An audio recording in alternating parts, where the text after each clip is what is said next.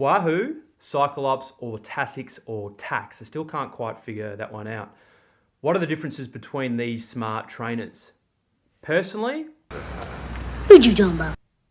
I don't have much of an idea, but the gentleman I was with yesterday, his name's Gabe Sullins.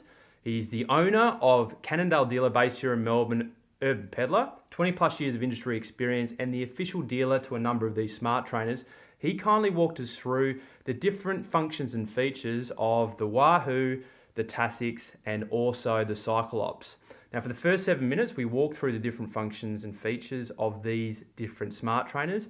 And if you want to go deep on flywheels, for the last 3 minutes, Gabe explains the impact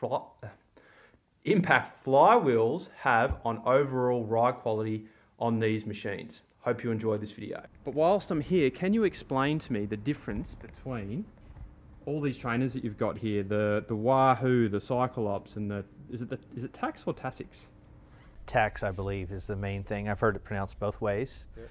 But some of the main things, and really I think what we want to talk about is the ones that people are talking about today. The most popular ones are the direct drives. Okay. So those are ones where the bike attaches to the trainer, and you can see that the rear wheel is taken off and there's a cassette mounted onto the trainer. Yeah, right. Now, one of the main benefits of that is the whole thing is lower. If you've used a traditional trainer in the past, it's really tall to get up and over it. Yeah. Because everything's sitting higher because the rear wheel's rubbing on the drum. So when we're talking about just the direct drive units, now we've got some of the most popular models here, and we'll go in price order. Yep. We'll start with the TACS Flux. Yeah, okay. Now, the Flux it's a solid trainer. It's got a traditional flywheel on it. Well, how much is it? $10.99. $10.99. $10.99. Okay. Now, it is direct drive, and it has a lot of the main features that everyone's looking for in a smart trainer.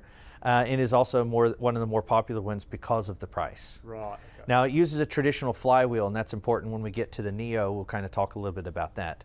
Now, going up in price, we're talking about the Kickr is probably, overall, I think has really got the most popularity on the market. It's definitely the brand that people recognize the most.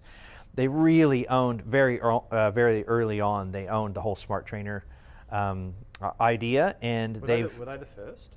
I can't tell you if they were the first, but they were the first that I remember. Okay, yeah, right. And I was around when it was happening. So the neat thing about the Wahoo is they've worked with a lot of the app developers, and they were first to go in and work with Zwift and some of the other ones. So that when you're using their trainer with the apps, you'll find that they're seamless. Almost every one of them is seamless. Yeah, okay. Now the Hammer was kind of a latecomer, and you'll notice that they had a couple rough edges, and now I believe CycleOps? that's the CycleOps. Hammer. It's called the Hammer. Now, one of the neat things about the Hammer is it's really easy to fold up. So you pull that, you do the other side, and it's got a handle built in. Yeah, right. Now, if you are in a house where you have to put up your trainer after you use it every time, that is an extremely important feature. Yeah, true. It's one of the more quiet ones as well. So the Hammer is a solid one. I've had this in my house for the last 6 months and have been using it, and it has been one of my favorites. It's also very easy to change the axle caps on here for through axles. So if you want to put a mountain bike or a road bike that has through axles, these caps unscrew literally with your hand. Yeah, okay. So you don't need any crazy tools, and you've got a little bag of adapters that comes with the trainer. So it's not as easy to do that with the other trainers? It's not. Right, And okay. that honestly, I'll tell you, if you have a road bike with through axles, or you have a mountain bike with through axle that you want to use, maybe has boost, and those are all issues. We're talking about different axle lengths and caps that you need to work with. So all of those caps come in the box, and you just unscrew them with your hands and put them on and put the through axle through. Right. That comes with your bike. Yep. So as far as compatibility with disc brakes and through axles, this is definitely a win. My road bike has a through axle and disc brakes. Right. And I have had issues with some of the other trainers in compatibility. So I found this one very, very easy to use. Yep. I also currently don't have the luxury of leaving my trainer out all the time, and I have to put it up after every use. Right. You don't want to decide to get on the trainer and 30 minutes later you're on it after setting everything up. It's got to be quick.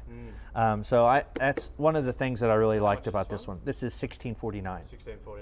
Yep. Right. So the Wahoo is $15.99. So these are pretty close in price. The Wahoo does fold up pretty easily, but the name of this one, this is the one I'm actually trading out the hammer this week and going for the Wahoo because we've just recently become a Wahoo dealer. And this one I'm going to give a good run over the next few months. Right. Reliability and the name out there is definitely top. Now, the last one on the list is the Neo. Now, the Neo is unique in that it uses a virtual flywheel. So if you notice, most of the trainers have what looks to be the drive system and then a pulley system that drives a big flywheel, and it's spinning that flywheel up. It gives you the feeling of accelerating. And then when you decide to stop pedaling, it coasts down slowly, and that's that flywheel continuing to spin. The Neo uses a virtual flywheel, so it's actually using a computer-controlled motor to drive that rear end. So if you decide to stop pedaling, it figures, well, you weigh 80 kilos, you're on a 7% gradient, you should be able to coast at this speed. And it'll actually drive the speed up.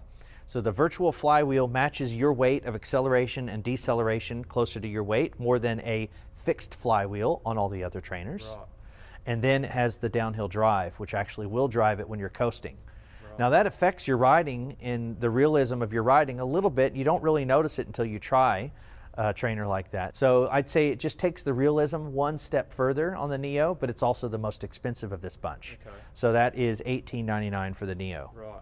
Now the Neo, none of the other trainers come with cassettes, and that's one thing that's neat about the Wahoo. It comes with a cassette. An 11-speed cassette already mounted on it, which I'd say 90% of the people that we sell trainers to have 11-speed bikes. So you got to buy a cassette if you buy one of the other trainers. Yeah, usually you get a trainer, and then if you want to use your heart rate monitor and you want to use your cadence sensor, then to get that data in, you need an A&T Plus antenna, so a little dongle that goes into your laptop. So there are little things that you've got to figure out that you've got to add on, and then you get into the accessories and things like that too. Right. But that cassette is one of the neater ones. Right. Having that in the box for $15.99. Right. So what's your most popular? Right now it's the Wahoo by far. It's taken off like a fire with us, and that being the ones that really got into the smart trainers first, and they've owned it, and we've been waiting 4 years to become a dealer, so we're now a dealer, and I think we've run through like 6 of them in the last week, so it's definitely working the best for us. Yeah, cool. All right, so the compression and expansion of the longitudinal waves cause the erratic oscillation, you can see it there, of the neighboring particles. So Gabe and I were just going deep on flywheels together. Let's, do you want to tell me that again? Yeah, so these trainers use a flywheel to offset the body weight of the rider. So if you're a heavy rider, The flywheel is... the flywheel on the Wahoo, I think it's this piece here. It's really dense and heavy. It might even be lead. I don't know what they make out of it. But if you look on the Hammer, you've got something that's heavy underneath this shroud, and that's what takes a little while to spin up. Yeah. Right? And that's on all your trainers. You have something heavy that it takes a little while to spin up and a little while to spin down, and that's what gives you that sense of realism on these trainers. Yeah. But if you are a heavyweight rider, then that flywheel is not big enough to offset your body weight to make it realistic, because a heavyweight rider should take longer to accelerate. What's a heavyweight rider, like 90 plus kilos? 90 plus kilos. Yeah. That little flywheel is nothing. So zoom, you just spin up to speed super quick. If you're using Zwift or whatever, you'll notice it's really easier than it would be in the real world. Yeah, okay. And then a big heavy rider, a 90 kilo rider, when they let off the gas and start to coast, they have more momentum and they can go longer. But a lightweight flywheel relative to their weight would spin down more quickly than it would be for their weight. Yes, okay. Okay, does that make sense? Yep. Okay, so if you have a heavy flywheel, it's good for riders that are heavier riders, and a lighter flywheel would benefit lighter riders. Yeah. Well, all of these trainers come with one flywheel, and if you look and you dig into the specs, you can actually find the weight of the flywheel, or the virtual weight of the flywheel, Right. how many kilograms it's meant to Are offset, they all the same? and they're not the same. Right. And then if you get into one of the tech advantages that the Tacx Neo has is it uses a virtual flywheel. So from your profile, when you've logged into a program, it knows how many kilograms you weigh, and then it's knowing the gradient that you're riding on, so it adjusts the sensitivity of that flywheel Right. to your body weight, so it makes it more realistic. It doesn't have a flywheel. It doesn't have a flywheel. So what is it? It's using a combination of a motor and its resistance to make it feel more realistic to you. So it's computer controlled using a motor, and basically if you're a 90 kilogram rider and you're riding a Neo, it'll take longer to wind up, just like it would in real life, but you'll also coast longer when you let off the gas like you would in real life. Yeah, okay. And if you log in and you're a 60 kilo rider, then that flywheel, virtual flywheel, will be adjusted according to your weight and be more realistic for you.